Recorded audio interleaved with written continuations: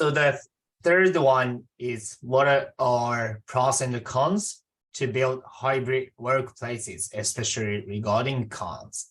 How I think about it. Mm-hmm. So one thing we should make sure everyone understands that hybrid work arrangements are here to stay. I don't think we will ever see the end of hybrid. And the reason is that employees have experienced working effectively away from their, what I call mothership, their organization.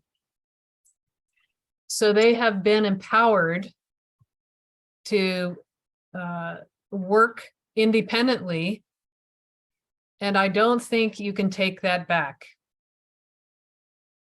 So given that hybrid is likely to stay, let's talk about pros and cons. The biggest pro for hybrid is people having control over their time when they're at home. We know that people take care of their personal responsibilities and interests when they're working from home, and it can happen at any time during the day. If you have children, you may have to manage their schooling. If you have pets, you have to manage that, and elders that you have to take care of, you have to manage that. So what gives people a sense of life satisfaction here is having autonomy. And if you try to take that autonomy away, people quit. Okay? So the kind of autonomy we're talking about now is the use of their time. So it isn't that they don't work, it's that they spread out their work in a way that they can take care of other things in a maximal effective way. So that's the biggest pro. In terms of the other aspects of remote is, if we look at the design qualities, we have comfort, because you can be in your exercise clothes or your sweatpants, as people said. People have a great sense of privacy. They don't have people watching over their shoulder and so on. They have flexibility as to where they're going to work, when they're going to work, and where they're going to work. They also have a sense of safety because they're away from the virus. And for many people, they're away from harassers or people who have a toxic relationship with. So you have created a comfortable place for people to do work or have the opportunity to do their work well. But there are cons here that take away from that. And one is they may not be able to reach the person they need to talk to because they can't go to their desk. They may not feel connected to other people in the organization. So the loss of connection to their friends, to their coworkers, that has been a key factor in the mental health issues that people are facing. They also aren't getting performance management. They're not getting those regular check-ins, the spontaneous coaching, let me ask you a question kind of guidance from their managers, because they're not there. And so performance management is sorely lacking. And then the last thing they're missing is all of the training and development that does take place on site I know it can take place online, but time isn't given for that. So it's really, getting a certain amount of work done and being on Zoom calls and meetings and deliverables.